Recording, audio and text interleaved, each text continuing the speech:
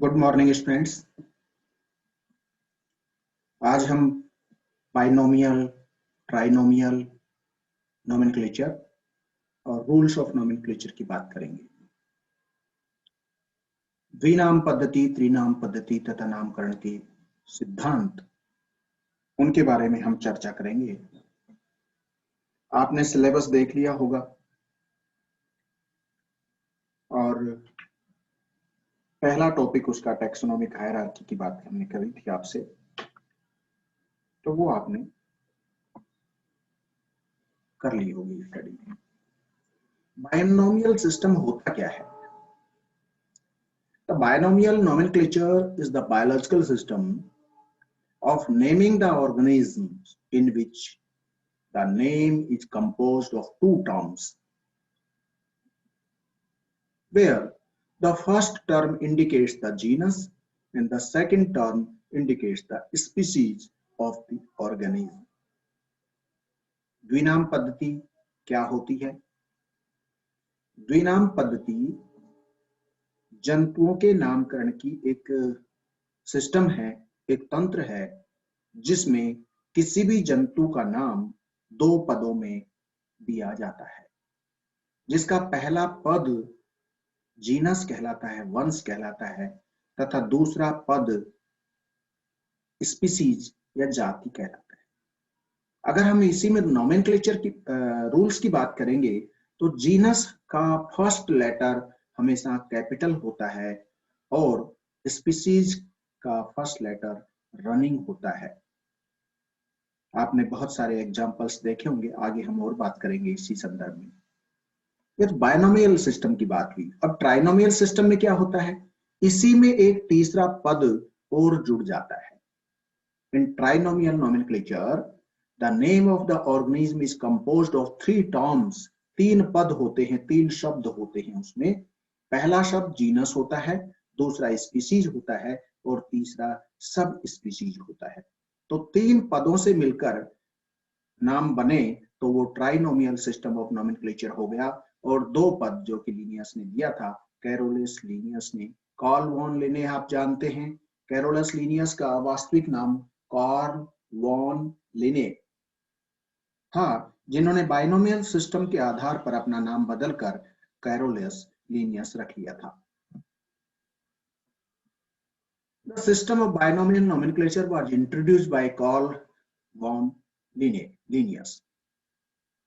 The multiple local names make it extremely difficult to identify an organism. ये हम जानते हैं कि इतने सारे ऑर्गेनिज्म हैं, इतने सारे जीव जंतु हैं, इतने सारे पेड़ पौधे हैं, इतने सारे लिविंग बींग्स हैं इस नेचर में। अगर हम उनको नाम नहीं दें, कोई स्पेसिफिक आइडेंटिटी नहीं करेंगे उसकी, तो हम उन्हें पहचान नहीं पाएंगे। तो उनको पहचानना बहुत मुश्किल हो जाएगा। और ये हम जानते भी हैं कि एक ही वस्तु के लोकल लेवल पे 10-20 किलोमीटर के अंतर पर ही डिफरेंट नाम हो जाता है। तो the multiple local name makes the extremely difficult to identify an organism globally and keep a track of the number of species. Thus, it creates a lot of confusion. To get rid of this confusion, an standard protocol came up. According to it, each and every organism would have one scientific name. इसीलिए प्रत्येक जीव का या प्रत्येक सजीव का एक वैज्ञानिक नाम दिया जाता है और वो वैज्ञानिक नाम कैरोलस लिनियस ने बाइनोमियल सिस्टम ऑफ नोमेनक्लेचर के अकॉर्डिंग दिए,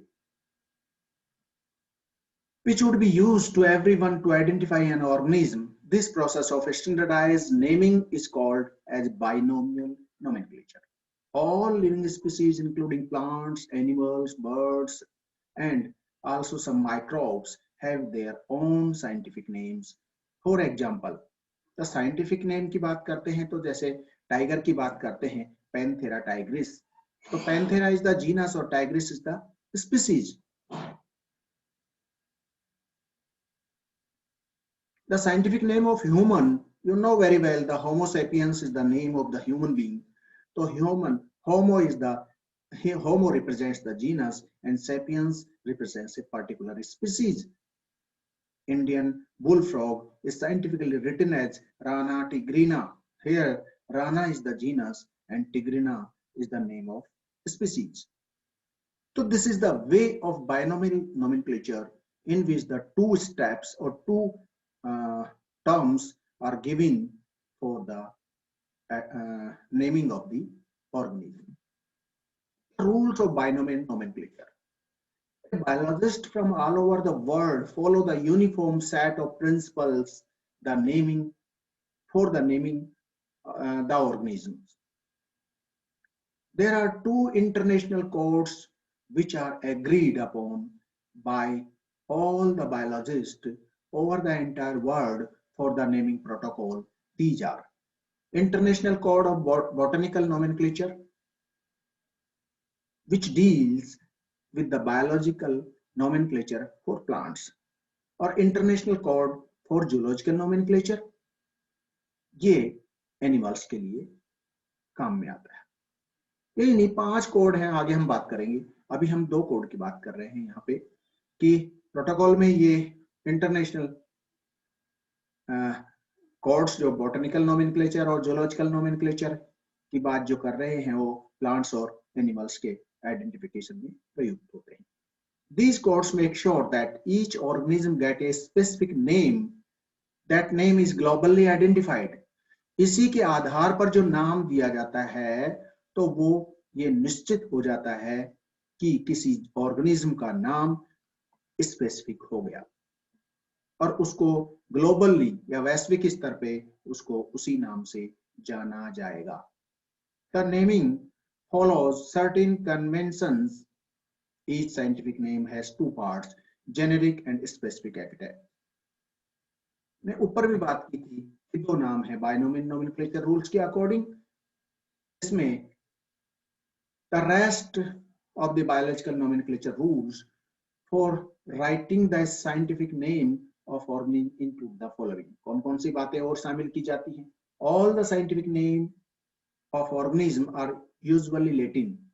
Hence, they are written in italics.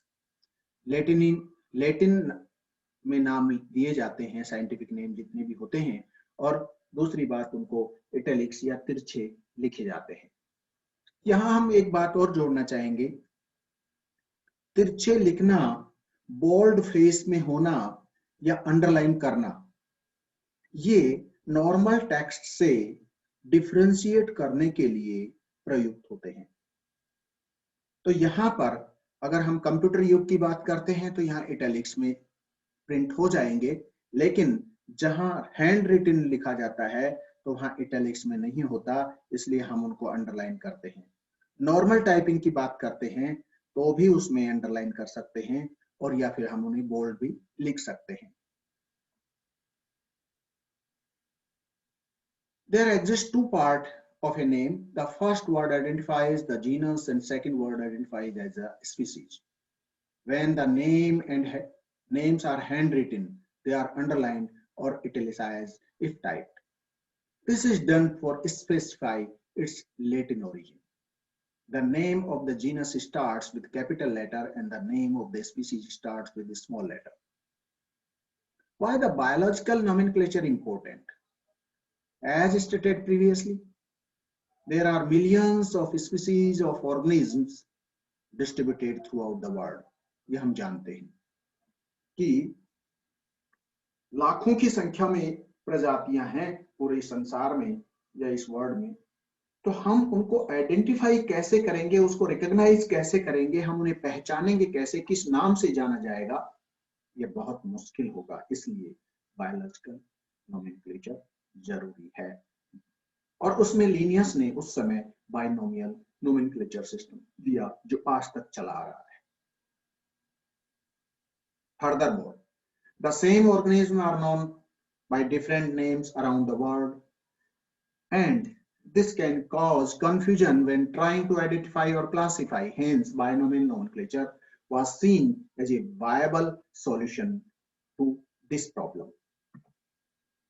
Here's the trinomial nomenclature. Sometimes it becomes imperative to recognize subspecies within a species and is given a third specific name. Such system of naming is known as trinomial nomenclature. The scientific name of the lion is Panthera leo linnaeus. Here Panthera is the genus, Leo is the species, Linnaeus is the scientific name, name of the scientist who discovered the Panthera leo, who proposed the name Panthera leo. This is the complete name. Genus होगा, species होगी और उसके साथ में वैज्ञानिक का नाम होगा जिसने उसको डिस्कवर किया. The same species of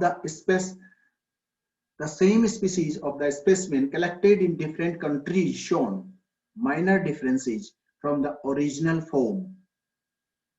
So a third subspecific name becomes necessary in many cases. The scientific name of the Indian lion is designated as Panthera leo persica. Here persica is the subspecies. A trinomen is used to recognize a subspecies. International rules of zoological nomenclature recognize the trinomial nomenclature. The adoption of Latinized names for the organisms and the scheme of classification according to hierarchy are the two main themes of the classificatory secret of Linnaeus. The selection of Latin as the language of nomenclature is quite reasonable because it remains unchanged through generations and is not subjected to grammatical changes as it happens in other vernacular languages. In this article, we discuss about the codes and rules of nomenclature. There are 5 codes of nomenclature. As earlier I have told to you, 2 codes. Here is the 5 code. International Code of Botanical Nomenclature and Zoological Nomenclature. I have earlier told to you. The International Code of Bacteriological Nomenclature, ICBACN. International Code of Viral Nomenclature, ICVN, and International Code of Nomenclature for Cultivated Plants, ICNCP. These are the 5 codes of nomenclature. Among them, 2 are most familiar, which are the Botanical Nomenclature and the Zoological Nomenclature codes. International conferences are held from time to time to update the codes and resolve the controversies, if any, in the issues of nomenclature. What are the rules of nomenclature which are framed under these codes as well as the rules set up by Linnaeus are as follows. कुछ नियम हैं जैसा अभी हमने बात की थी, वही नियम बात दोबारा से यहाँ दोहराए जाएंगे in detail. First, each organism is given by one name consisting the 2 words generic and specific. This is the common concept. कि प्रत्येक जंतु का नाम 2 शब्दों से मिलकर बना होता है और जिनमें पहला शब्द जेनस होता है और दूसरा स्पेसिफिक होता है या स्पीशीज का होता है. Though the codes are separate for plant, animal, bacteria, etc., and the same generic name can be given to different organisms belonging to these domains, it should be avoided. However, the same specific name can be given to organisms belonging to different genera. 2 species belonging to the same genus cannot have similar specific names. ये बात important है यहाँ पर कि जाति का नाम अलग जेनेरा होने पर समान हो सकता है. एक जैसे नाम 2 डिफरेंट जीनस हैं तो उनमें जाति का नाम एक जैसा हो सकता है, लेकिन एक ही जीनस में 2 समान जातियां नहीं होंगी. This is the second rule of nomenclature. Third, genus name is written first. It is followed by the scientific name and then the name of the discoverer in full और इन abbreviation.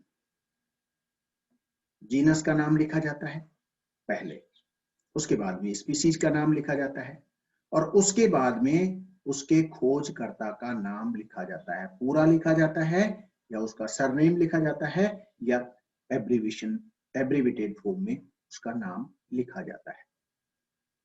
The specific name can be single or compound. Usually it begins with a smaller letter.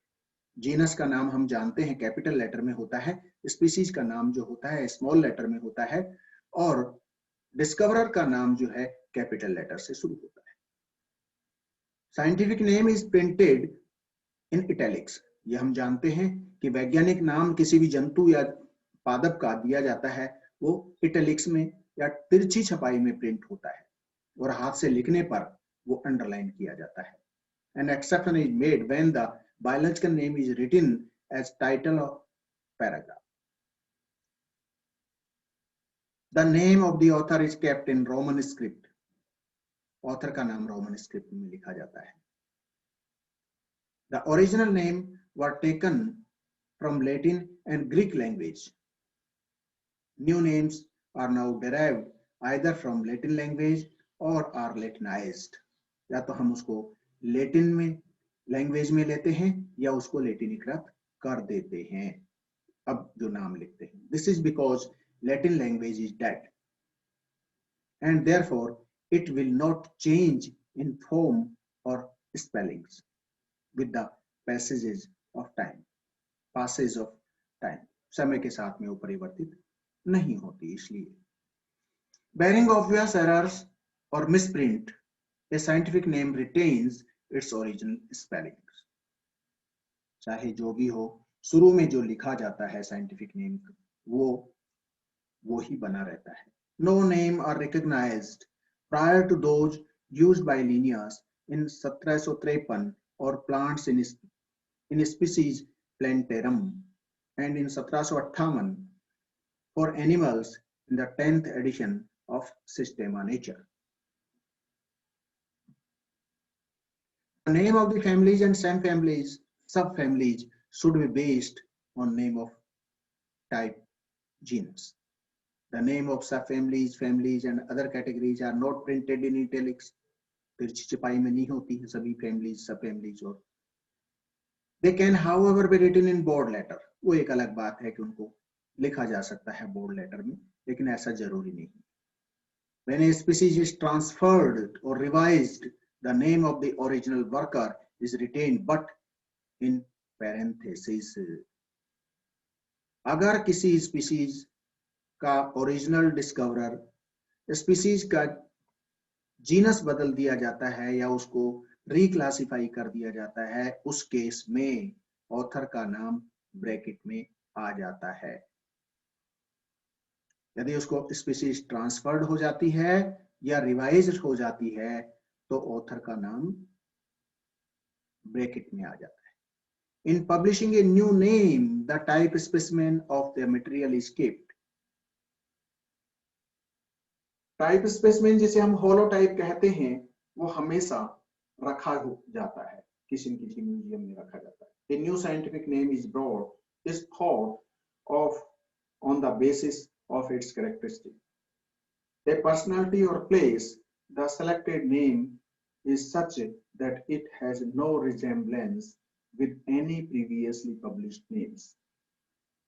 पहले से published name के साथ में scientific name नहीं होगा। ये कुछ इंटरनेशनल कोड्स अकॉर्डिंग रूल्स हैं जो हम अप्लाई करते हैं जब भी स्पीसीज का नाम दिया जाता है उस वक्त। तो this is all about the binomial system of nomenclature, trinomial system of nomenclature and rules of nomenclature. Thank you very much.